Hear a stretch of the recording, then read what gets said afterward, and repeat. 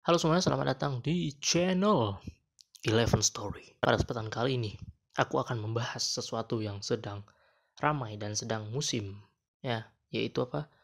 CPNS. Mungkin buat teman-teman yang baru lulus sekolah dan mungkin baru lulus sarjana, bingung memilih kerja dan ingin membanggakan orang tua, CPNS adalah solusinya. Tapi kali ini aku akan concern ke satu topik, yaitu adalah kenapa kalian jangan dulu tes CPNS menggunakan ijazah SMA. Nah, kenapa tuh Bang? Ada beberapa alasan yang akan aku jabarkan, dan sebelum itu aku mau bercerita sedikit bahwa aku sudah pernah tes CPNS selama 2 kali Pak menggunakan ijazah SMA. Satu untuk formasi penjaga tahanan di Kemenkumham dan satu lagi untuk formasi pengelola penanganan perkara di Kejaksaan. Apakah lewat? Ya tentu saja dua-duanya tidak lewat. Kalau lewat ya saya tidak membuat video ini ya. Jadi akan aku jabarkan beberapa hal yang mungkin menjadi alasan kenapa satu, aku nggak tes PNS di tahun ini. Yang kedua, kenapa kalian sebaiknya jangan dulu deh tes PNS menggunakan ijazah SMA. Alasan yang pertama adalah saingannya banyak. Apa efek yang ditimbulkan dengan banyaknya saingan? Yaitu tingkat kelulusan yang sedikit. Karena kalau misalnya ada 1.000 orang yang diterima cuma 100, maka akan semakin banyak orang yang nggak lulus. Gitu, kira-kira seperti itu Pak. SMA itu persentasenya di Indonesia, lulusan SMA ya, lebih banyak dibandingkan lulusan sarjana. Ya, ini kita ngomong SMA, SMK, MAN, segala macam lah, SLTA sederajat. Jadi, orang-orang yang tamatan SMA ini itu berbondong-bondong untuk mencari kesejahteraan hidup dengan cara apa? Tes PNS. Tes PNS adalah salah satu jawaban untuk keluar dari kemiskinan. Ya, bagi yang mungkin orang tuanya tidak mampu mengkuliahkan dia, tes PNS adalah jawaban untuk supaya kita dihormati di masyarakat. Kenapa? Karena kita ya sebagai pegawai, dan ketika kita jadi PNS kita sudah dinilai menjadi manusia gitu. Kalau istilahnya udah jadi orang. Nah, tapi presentasi tamatan SMA di Indonesia itu kan banyak banget, Pak. Akan sangat sulit. Ini sulitnya nih, kalian tuh bersaing sama ribuan orang untuk satu formasi, dan formasinya itu nggak banyak. Ya, mungkin dari beberapa kementerian ada, kayak Kementerian Hukum dan HAM atau di mana ya, Dinas Perhubungan dan Kejaksaan, itu masih buka nih lowongan-lowongan untuk lulusan SMA. Tapi ada banyak sekali kementerian, lembaga-lembaga atau pekerjaan-pekerjaan pemerintahan itu yang memerlukan minimal ijazah S1 Pak. Apalagi kan KPK kalau nggak salah sekarang ini udah jadi PNS Pak. Nah itu justru wajib S1 lah. Jadi kalau misalnya aku saranin, mending kalian kuliah dulu bagi yang punya duit, atau bagi yang masih kuliah ya sabar dulu. Jangan dulu, tunggu dulu supaya kalian benar-benar lulus. Oke, jadi aku mau perbandingan dulu. Kenapa banyaknya mahasiswa yang lolos? Ini sangat berpengaruh, Pak. Karena di PNS itu ada yang namanya persentase kelulusan, yang dimana setauku ya, ini setauku, 3% yang diambil dari, bukan 3% sih, entah 30% atau 3% dari nilai SKD, dari nilai ranking tertinggi SKD, itulah anak-anak yang diambil untuk maju ke tahap selanjutnya. Ya, jadi dia pakai sistem persen gitu. Jadi semakin banyak orang yang daftar, maka peluangmu akan semakin sedikit. Karena akan semakin banyak saingan, akan semakin banyak orang yang rajin belajar demi job ini yang terbatas ini. Dan kalau kamu nggak pinter banget, ya itu akan sulit Pak. Itu masih tahap SKD loh. Pengalamanku, aku 2 kali gugur di perankingan. Ya, jadi passing grade udah lewat, perankingan gagal. Kenapa? Karena nilai ambang batas peserta-peserta lainnya itu cukup tinggi, Pak. Ya, terakhir kali aku tes di P3, pengelola penanganan perkara kejaksaan, itu nilainya kalau nggak salah sekitar 400-an. Aku benar-benar lupa. Tapi aku dapat nilai di situ sekitar 378. Yang dimana itu nggak terlalu tinggi sih, karena nggak tembus 400 ya kan. Tapi udah oke lah, dan sudah lewat passing grade. Tapi untuk masuk ke ranking selanjutnya atau ke tahap selanjutnya, yaitu SKB, nilai ikut di bawah peserta-peserta lainnya yang nilainya cukup tinggi Pak. Kalian tahu ini satu fakta ya, teman-teman yang nilainya lolos itu nilainya adalah 411 untuk di daerahku. Nilai minimum yang lolos 411. Sementara aku 378, masih jauh dong. Dan ketika aku lihat di job lain, yaitu sebagai jaksa, ini kan tesnya nih kejaksaan nih. Ada job pengelola penanganan perkara, ada job jaksa. Ketika aku melihat nilai yang paling rendah di jaksa, itu nilaiku tuh sebenarnya lewat. Jadi seandainya aku ngetes di jaksa, bukan di P3, ya ngetes di bagian jaksa dengan ijazah 1 tentunya, yang aku belum punya, aku ada kemungkinan lewat SKD. Segila itu persaingan ijazah SMA. Kalian bisa bayangin nggak? Jadi main adu-aduan nilai nih. Teman-teman yang ijazahnya SMA itu lebih ngeri belajarnya Pak dibandingkan yang teman-teman S1. Kenapa? Karena mereka tahu saingan itu banyak banget. Sementara S1 mungkin belajarnya so-so, mereka lebih fokus ke bidang-bidang kejuruan yang mereka ingin daftar. Jadi di SKD-nya mereka santai aja, nggak segila si lulusan-lulusan SMA ini. Jujur menurutku itu beratnya Pak ketika kalian tamat SMA. Dan tentu saja jumlahnya berpengaruh ya. Jumlah saingannya itu berpengaruh banget. Karena ada banyak orang di sana Pak. Ya, ada banyak orang ngetes di bidang itu. Di kejaksaan cuma ada 2 bidang setauku, penjaga tahanan sama P3. Kemenkumham gitu juga. Setauku cuma ada penjaga tahanan, satu lagi gue lupa. Kayaknya apa gitu. Pemeriksaan imigrasi kalau nggak salah. Oke, jadi itulah pengaruh dari persaingan Pak, sesulit itu Pak. Karena ijazah S1 tuh menurutku sangat privilege. Karena sedikit saingan dengan kita dapat ijazah 1 dan menggunakan itu untuk tes PNS, saingan akan makin berkurang. Itu filtrasi utamanya. Oke, cukup panjang kurasa alasan ke-1. Kita lanjut ke alasan kedua. Ketika kita lulus dengan ijazah SMA, kita akan jadi PNS dengan golongan paling rendah dan gaji paling kecil. Dampaknya apa? Gue tahu di awal-awal untuk anak tamat SMA, gaji yang diberikan dengan beserta bonus-bonus, tunjangan segala macam itu udah cukup banget ya. Cukup banget. Bahkan ada yang ya sampai berkeluarga, survive aja kayak dengan gaji itu golongan rendah ini. Tapi efeknya apa? Ya kalian akan hidup dengan pas-pasan.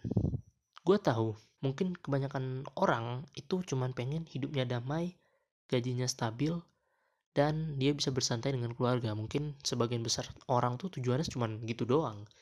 Mereka nggak punya goals yang berlebihan untuk mau jadi kaya lah, mau jadi hebat lah, mau mencapai cita-cita. Karena mereka itu adalah orang-orang yang bersikap lebih realistis. Tapi bos, realita dunia tuh nggak hanya di gitu. Dengan gaji kamu yang sekarang, nggak akan menjamin hidupmu di hari ke depan. Karena kita hidup di realita di mana bahan baku naik, bahan bakar naik. Tapi gaji PNS nggak naik-naik. Oke, sekarang gaji itu cukup, tapi kedepannya gak ada yang tahu cuy. Itu realitas seperti itu Pak. Nah, dengan kamu golongan yang paling bawah, maka untuk ke atas itu akan sangat sulit. Kalau misalnya kamu memang pakai sistemnya bekerja keras. Gue gak tahu hierarki di PNS seperti apa. Apakah ngaruh gak sih menjilat atasan, atau lebih ngaruh ketika di performanya aja ya. Gue nggak tahu, mungkin kalian yang PNS bisa sharing bagaimana cara naik jabatan di PNS. Dan yang pasti yang gue tahu adalah perlu ijazah S1 untuk itu. Itu satu hal yang gue tahu. Nah, untuk mendapat ijazah S1 dari segi waktu itu gampang Pak. Mungkin PNS punya alternatif itu. Ya mereka bisa gade SK untuk nyicil rumah atau untuk biayain kuliah S1-nya di universitas terbuka yang itu harganya mahal Pak. Dan salah satu solusi untuk kalian yang sudah bekerja mendapatkan ijazah 1 cuma universitas terbuka. Gak bisa kalian masuk PTN, PTS bahkan. Ya, mereka kan sistemnya ya seperti kuliah biasa. Sementara alternatif untuk para pekerja tuh sudah disediakan ini universitas terbuka yang harganya tuh cukup mahal. Sampai puluhan juta lah. Mungkin dengan SK kalian ya kalian akan berhutang seumur hidup kepada bank. Nggak seumur hidup sih maksudnya. Mungkin ketika naik jabatan sudah dapat S1, oke, lebih cepat terbayar utang-utang tersebut ya kan. Tapi tetap aja cuy, hidupnya tuh gajinya cuman lewat, numpang lewat, karena kalian banyak berhutang. Realita PNS sekarang adalah memang kehidupannya tuh tampak stabil ya, punya mobil, punya rumah, tapi kan kita nggak tahu hutang seperti apa yang mereka tanggung. Nah, terus alasan selanjutnya adalah aku tahu kalian punya cita-cita yang besar. Beberapa dari kalian, mungkin beberapa sudah realistis, ingin menjalani hidup dengan santai seperti yang aku bilang tadi. Tapi teman-teman, aku ingat salah satu kata-kata dari Panji. Impian lo itu, dia gak akan pernah mati ketika lo lupakan. Tapi dia terkubur di dalam hati lo dan akan jadi penyesalan di masa tua. Kira-kira seperti itu kata-katanya. Jadi teman-teman, mumpung kalian masih muda nih, Jangan jadikan PNS tuh sebagai goal satu-satunya. Terserah sih kalau misalnya kalian mau realistis dan hidup stabil, ya oke, oke, silahkan gitu. Atau kalian udah aduh nggak sanggup lagi nih, udah habis banget, udah zero banget, banyak hutang segala macam, minus hidupnya, ya itu pilihan masing-masing kan. Mau coba try di PNS gitu untuk mensejahterakan keluarga, atau udah nggak mau lagi keluarganya diinjak-injak, pengen menaikkan derajat mereka jadi PNS, silahkan. Tapi gue cuman bilang, kalau lu masih muda, kejar apa yang jadi cita-cita lu, karena ya kita masih belum tahu kapan kiamat itu terjadi, ya kan. Kita juga masih belum tahu berapa umur kita nanti ke depannya. Jadi ya ada banyak hal yang bisa lo lakukan. Silahkan lakukan dulu hal-hal yang lo sukai. Ya kalau misalnya hal-hal yang lo sukai adalah kerjanya dengan waktu stabil, terus lo bisa ngopi kapan aja, ya kan, bersantai di rumah kalau malam, jadi PNS silakan. Ya mungkin ada ya nggak semua PNS santai kalau malam sih, tapi kan ada dinas shift-shiftnya ya. Ya gitulah kira-kira ya Pak. Pokoknya ingin hidup yang stabil, jadi PNS. Let's go ya, silahkan. Untuk alasan yang terakhir adalah kenapa lo tidak, jangan dulu untuk mendaftar PNS dengan jajah SLTA sederajat. Adalah karena masih banyak Pak pekerjaan yang lebih worth it di era sekarang. Jujur aja, sekarang ada konten kreator, ada pemain kripto. Ya meskipun itu pakai modal. Terus ya lu bisa ambil pekerjaan-pekerjaan impian yang memerlukan ijazah satu, contohnya dokter, pengacara banyak duitnya guys. Atau kalian bisa menjadi arsitek, atau jadi staff IT. Jangan ya jadi staff IT yang mungkin gajinya banyak ya di startup luar negeri kalau bisa. Dan pekerjaan itu di zaman sekarang gampang carinya, tinggal kalian mengasah skill aja. Mungkin sambil nyambi nyari-nyari pekerjaan yang layak dan worth it, kalian bisa nyambi cari pekerjaan yang sederhana kayak jadi Gojek, bekerja di resto, di cafe, jadi barista.